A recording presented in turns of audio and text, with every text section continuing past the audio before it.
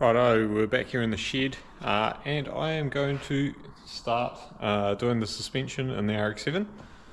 I'm going to preface this right now. I do not pretend to be an expert. I don't know, other than watching videos and watching everyone else do it, what I'm doing, so bear with me. I'm going to make some mistakes, but this is my own interpretation from watching all the videos on how we're meant to set these things up. So bear with me, this might be a little bit of a funny video. I'll try and get decent angles for you, but kind of my first time doing it, so we'll see how we go.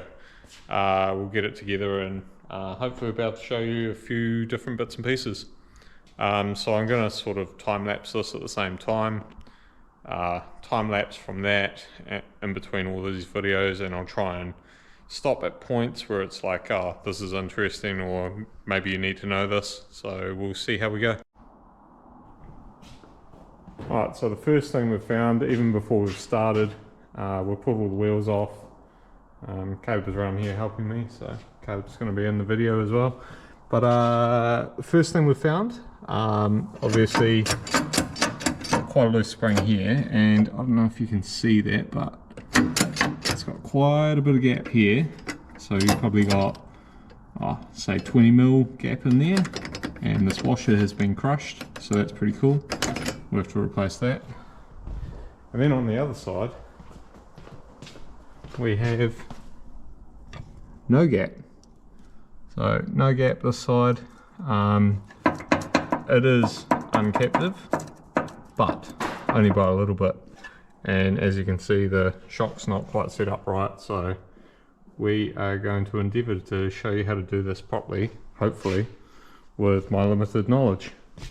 And then we've had a look on the front, and these springs are under tension, so I would say whoever had these shocks before me, because I just threw them in, has put preload on them. So preloading the spring is not good. So we will endeavour to do these ones as well, but we're going to start on the rear because that's the easiest place for us to start, and we'll see if we can show you what's going on there. So Caleb's just pulling the top off of that, off the top hat, and we're going to remove the spring, and then we'll set the bump stop height. So yeah, we'll get that sorted and then we'll show you.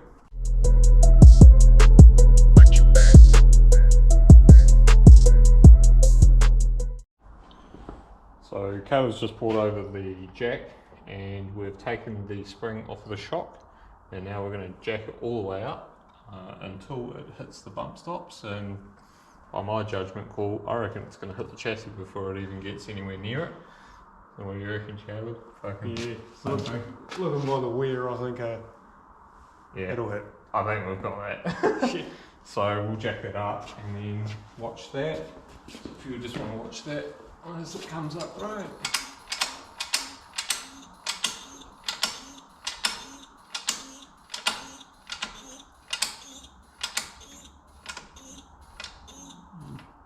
Had it already? Nah, Not close.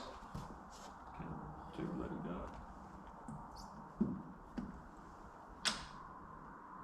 I think you might hit the side fender first. Yeah, you go. Keep going.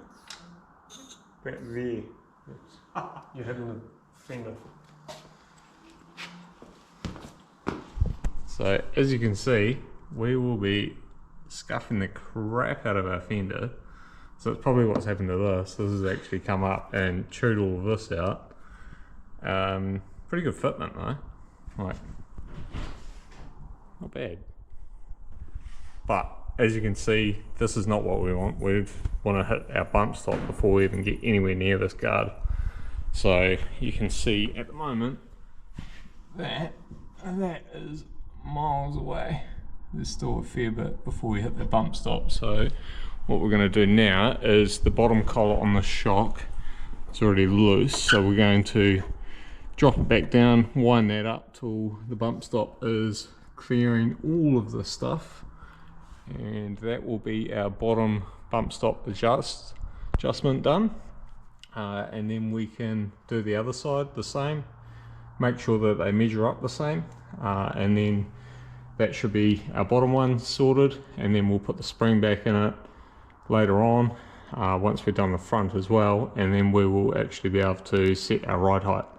But at the moment we need to do something with this bump stop.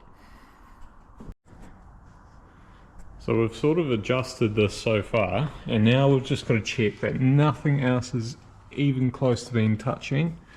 But as you can see up here, we've actually got it adjusted so it's touching the bump stop. So that's all done there. You can see we've got quite a bit of thread now. We will adjust this a little bit more possibly, just depending on where it's hitting the chassis, but I can't really see anywhere where it is, so we'll do that again. We might just have to adjust it a little bit more, just so that when it comes up onto the bump stop, it sort of still clears. Do you want to shine that on that bump stop there, Caleb? Just up on the top there. Yeah, so you can see it's hard up on that bump stop. So we actually need to give it a little bit of room, so we're going to adjust it a little bit more, so then when it comes up and it hits, it will actually still clear that.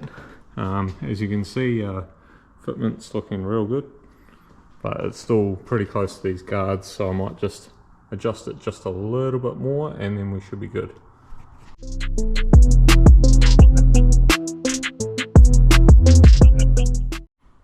Right, just went and grabbed a head torch, but now we've just adjusted a little bit more, and you can see that we have gap all the way around here. So it is not touching anywhere. And now you can see the bump stop. Oh, if I can get my hand out of the way. It's all the way home. So we are now hard on the bump stop.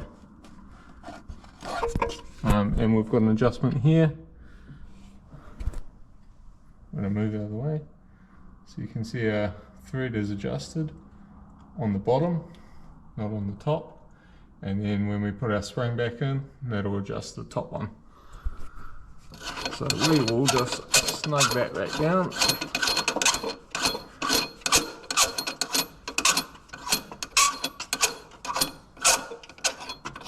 And lock that one out. And now what you'll see is when we drop this out,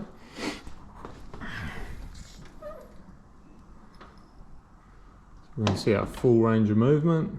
We're not grabbing anywhere, and now she looks like a monster truck. So Ready for speedway. yeah, ready for speedway, as Caleb said. So that should be good. So when we were adjusting it, we were making sure that this bump stop was hard up, and we adjusted the bottom to suit. So now it definitely won't be hitting any of the chassis. So that's the back one done. We'll do the other side, but you guys don't need to see that. And then we'll do the front. Right, I'm going to do my best to show this, but we've adjusted the passenger side, which is that side there. Then I've not adjusted this side at all, so we're going to measure the shock length and see if we can show you guys the difference between a well set up shock, which, well, I think it's a well set up shock, it's close enough for me anyway, and a shit set up shock.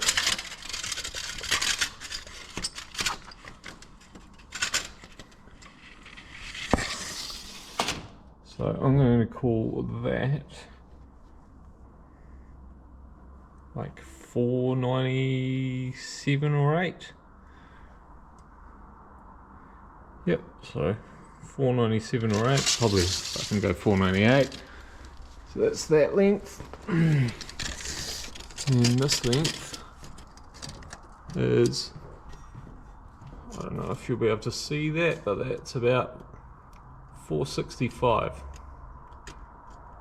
So massive difference. So we'll set up this side the same as the other side and just check that this full range of motion isn't any different, and we should be good from there. Alright, we were just having a bit of play on the other side, got that one to the same length, like shock length, and jacked that one up, and we were just checking like that it wasn't hitting anything and it was clearing and everything.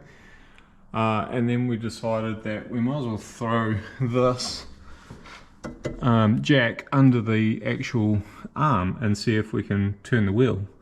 So now that we've got it jacked up onto its bump stop, we can turn the wheel, and you can definitely tell that it's not touching anything, so that's good. So we just went to undo this to get the spring out of it, and sort of got to almost the end of the thread, and I realized, oh shit, maybe we might slow down on this because the spring hasn't become uncaptive yet.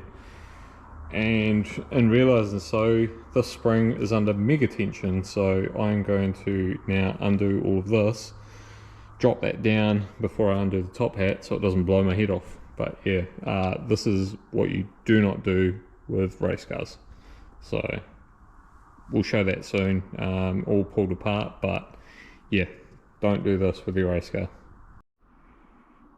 So we pulled the other side out, and this had about 7 or 8 turns of preload in it. So preload is when you tension the spring, well, what they call preload is when you tension the spring up into the top hat. So basically all you're doing by doing that is taking linear movement out of the spring. So you just basically lose movement in your spring. Anyway, won't get into all of that dumb bullshit, but yeah, don't do that. That's bad.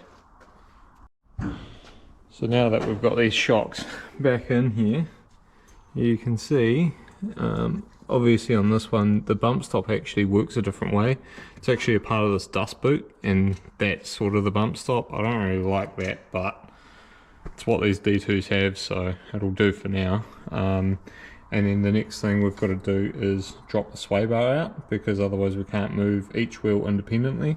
So we'll just disconnect the sway bar from here, undo that bolt, and then we can move each wheel independently, bolt them back on.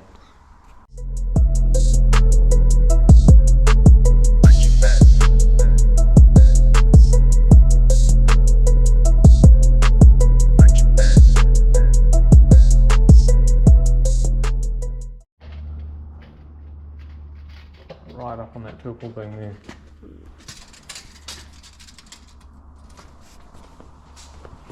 Where's that? There we go. So we're just sort of measuring up to see if that's right up on there properly, right? Yeah. Yeah. And we've got about 502 there on this side. So this is after setting our bump, and then on this other side, I'd say we'll be pretty close.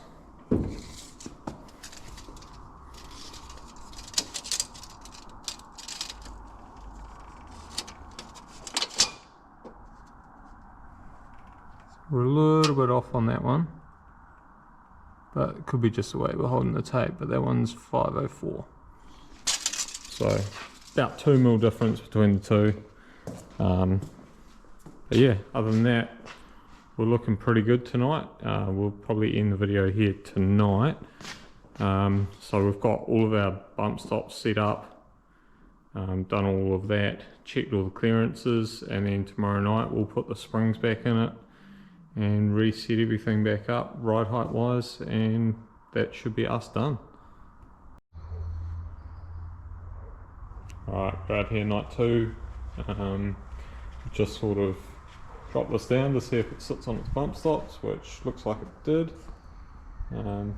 Pretty low at the moment, but I mean we can't really run it like that, so we'll put the springs back in it, set this up, and then we'll get it on the corner weight scales and see what it weighs and see if the corner weights are correct, and have a bit of a play with that. So yeah, we'll let you guys see what we're up to with that. So we've just raised it back up so we can put the springs in it, but before we did that we actually dropped the hoist down so we could get the ride height correct. So we just sort of eyeballed it and went, oh, that's about right, and then set the, with a tape measure, we've set the collar to about where we think the spring will land. So these are 180 springs, so we've done it about 180mm down from where that stop was. So I mean, it'll give us a ballpark of where we're going to be at, and obviously once the car weight's on it, it's going to be a bit lower, so we will figure that out.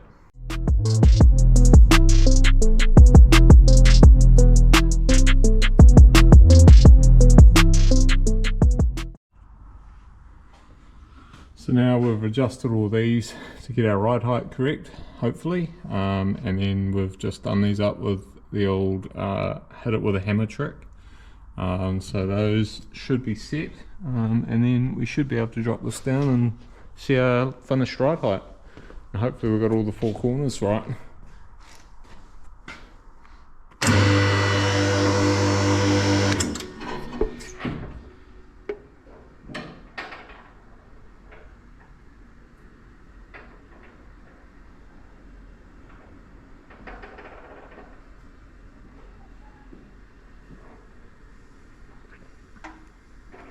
You just make sure those springs are gonna pop into place and it goes down, but should be okay. But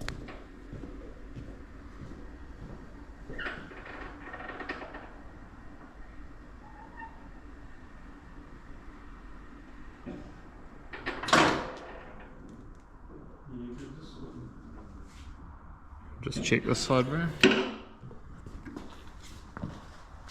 So Caleb's just checking that those springs have popped into place, and hopefully they have.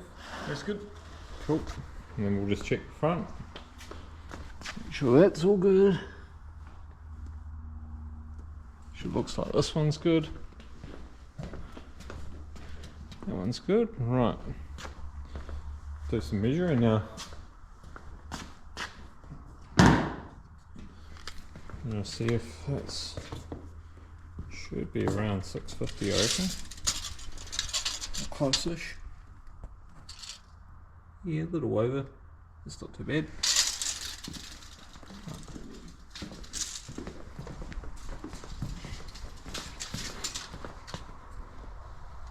Yep, that's pretty close there. So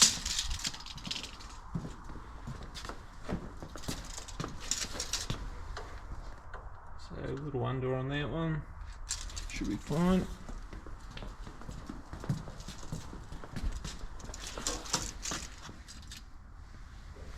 And that one, yeah, just a little under. Perfect. So that should be our finished ride height with all of the new bump stop setups, springs set up, and we should be able to put it on the scales very soon. Just a note on when you're putting them on the scales, make sure that you disconnect sway bars, because sway bars can counteract what you're doing with the weight jacking. So yeah, we'll put it on scales, and this will be the first time I actually see what this car weighs. So hopefully we should be good. So me and Caleb are going to have a little bit of a bet on what the car weighs. Technically, I should actually be closest, but Caleb's probably going to be closer. What do you reckon? 1340. 1340, that's a fucking heavy car. Remember, it's got a rotary in it. Yeah. I reckon 1080. Alright. So we'll see. We'll write this down on this board and then we'll check who's closest.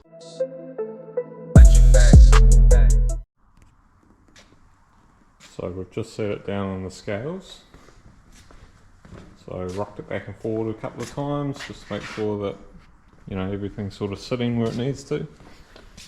And here is our weight. Oh, when I can get this to look right. So weight, and then all the corners. So currently our left front is taking a bit more than our right front, so we might just look at that. And our left rear is quite light. So the right rear is taking in a lot more, so we might look at that one as well.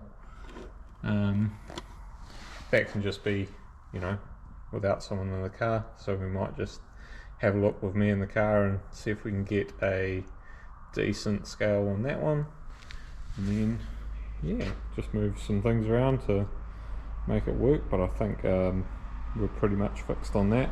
It's not too far out, like the percentage between the two is, you know, it's 51% on one side, so it's 1.4% on one side. So I've got it between the left front and the right front. So 1.4%, it's a fair bit, but you know, once you get someone in the car, it might be fine.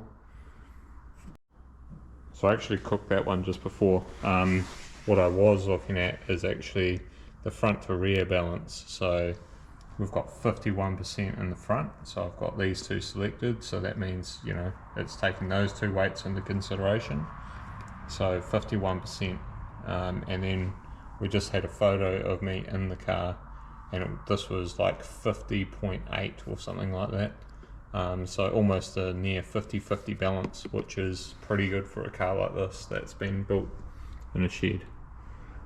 So yeah, there we go. It's, you know, 1100 kilos, which when my wife was out here, we said, oh, we reckon it weighs, and her one is 1100. So she's better than both of us, Caleb. I think we flunked that one. But yeah, car's done. We'll just button everything back up and that should be us done.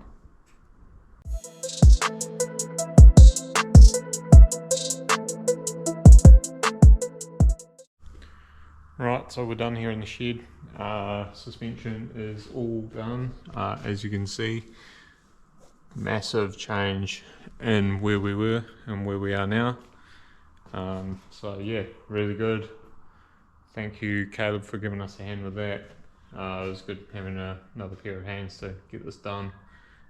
We've also adjusted the sway bar, got that all sorted, and yeah, the car's good to go. Just needs to go full wheel on it soon and should be okay, hopefully. Another thing that we have done is RPM have kindly helped us out with some water wetter. So if you're having problems with cooling in your car, I've found a really good thing is to do water wetter and demon water. So yeah, if you're gonna do something like that, let me know. I can help out with getting that product for you if you're in New Plymouth. Otherwise, see RPM Imports Limited and they will get you some. Other than that, we're done here, so see you later.